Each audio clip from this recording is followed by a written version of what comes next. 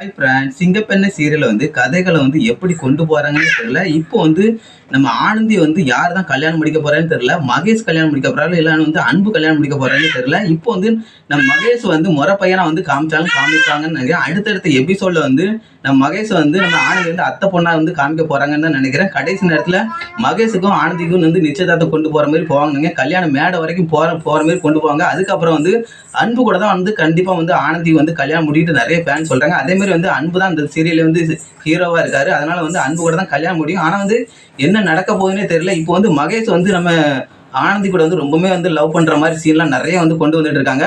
அதே மாதிரி வந்து நம்ம மகேஷ் வந்து செம்மையா வந்து நம்ம ஆனந்தி லவ் பண்றது நல்லா சூப்பரா வந்து நடிச்சிட்டு இருக்காரு. ஆனா வந்து யார் கூட தான் கல்யாணம் முடியும்னு போறல. இப்போ வந்து சொந்த ஊர்ல வந்து இந்த செவரக்கோட்டையில வந்து என்னதான் நடக்க போகுதுன்னு தெரியல. அங்க வந்து நம்ம மகேஷ் யாருன்னு சொல்லி எல்லா உண்மை வந்து தெரிய வரும்னு நினைக்கிறேன்.